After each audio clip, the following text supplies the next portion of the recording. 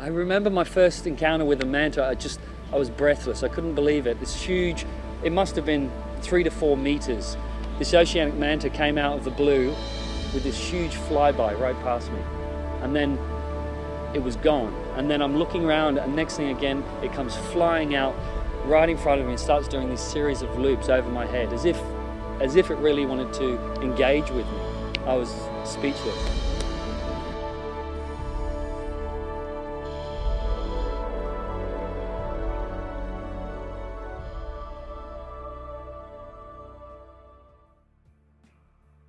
Manta rays are they're social animals. We know that they gather in specific locations, but it seems that most of these gatherings fall into 2 main sort of categories. The first is when they're feeding, when there's a sort of a concentration of the planktonic food upon which they're eating and they're feeding.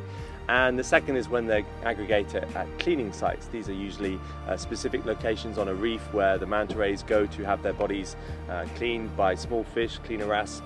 So the thing that makes manta rays different from a lot of other fish is the fact that in a lot of ways they're more like large mammals. You know, they live for a long time, they reach large sizes, they have slow reproductive rates, so they're only giving birth to 1 pup at a time, and maybe there's many years in between these pupping intervals.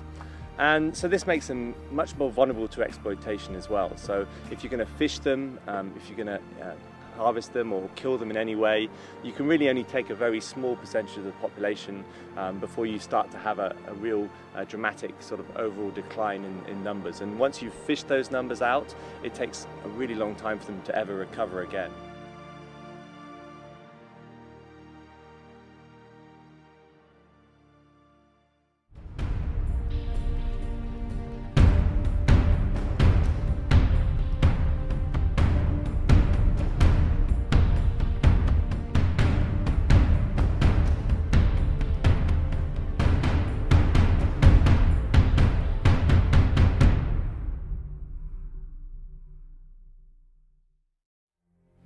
Over the past 4 years, I've been working on a global shark finning book, and while in the process, I kept coming across manta and mabula rays lined up in fishing markets throughout Southeast Asia, the Middle East, and South America.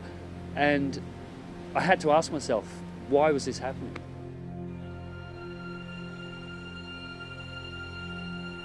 Once I started to look a little bit deeper, I realized that the meat was being sold for local consumption, but the gills of the manta rays were being exported to different parts of Asia, and I really needed to know more. Further investigations took me to the markets of southern China in Guangdong province, and what I found was astonishing. It was sack after sack, shop front after shop front of manta and mabula ray gills for sale.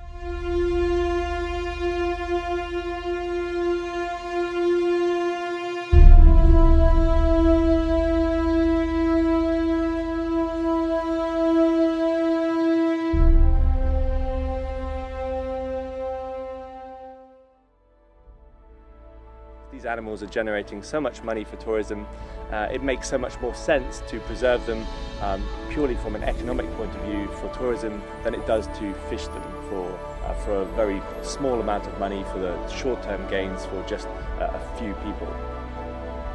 They come from far away, they come here, they book the hotels, they book the diving, the snorkeling with us, other diving centers, and we like to show everybody what is a manta like.